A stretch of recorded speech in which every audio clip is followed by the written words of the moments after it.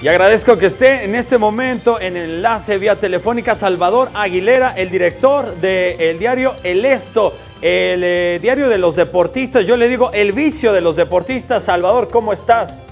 Toño, como siempre, un gusto y un placer saludarte. Pues bueno, gracias. Me parece que esa frase está bastante adecuada en estos momentos. Sí, bastante adecuada. No me la vayas a robar. Si me la robas, luego te digo cuántos de comisión. A ver, Salvador, sobre el tema de Pablo Larios Iwasaki, uno de los mejores también porteros en la historia de México.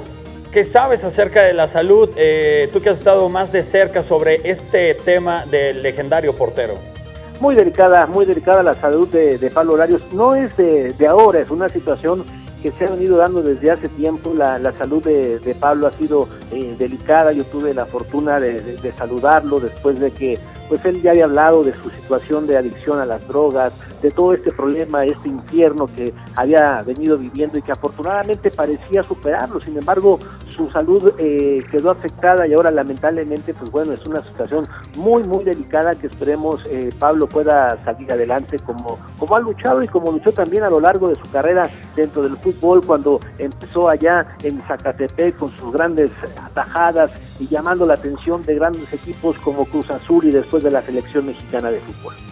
Muchísimas gracias, Salvador Aguilera. Y ahora vámonos rápido con los cuartos de final de la Copa del Rey. El Barcelona, que tenía que remontar un 2-0 contra el Sevilla. Felipe Coutinho de penal de inmediato, un gol tempranero, le dio oportunidad al Barça de sentirse cómodo. Medio accidentado, mete el pie Iván Rakitic, ya el 2-0 y después 6-1 le pegó en el Camp Nou hoy el club blaugrana.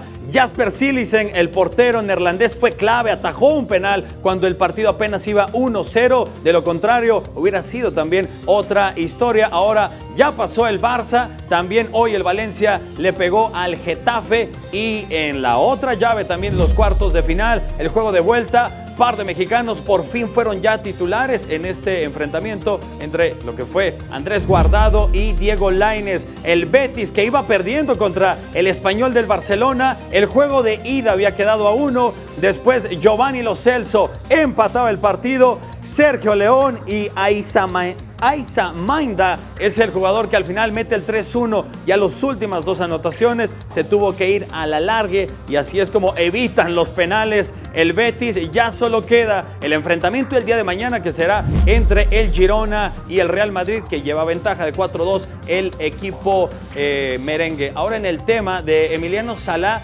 se dio a conocer hoy una noticia que el fin de semana dos señoras iban paseando por la isla de Sorville, esto allá en Francia, y encuentran cojines que ya se hizo una investigación y es muy probable que sean del Piper PA-46 Malibu.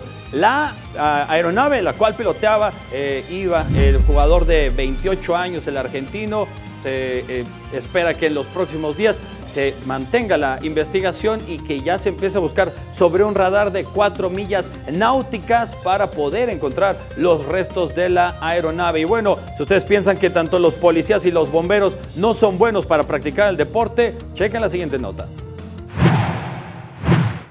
La ITP siempre ha querido ofrecer a policías y bomberos latinoamericanos un evento especial donde se pueden reunir, competir entre ellos, aprender y compartir experiencias. Esos juegos son un evento deportivo de tipo olímpico donde policías de alrededor de 25 países del mundo participan en más o menos 20-25 disciplinas.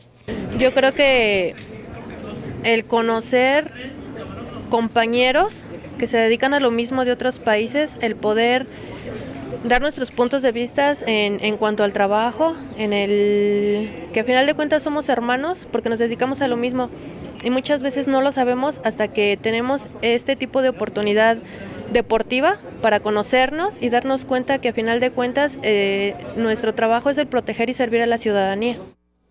Interesante torneo. Yo voy por los bomberos. Que ganen los bomberos. Así es. Hasta que los deportes. Por supuesto.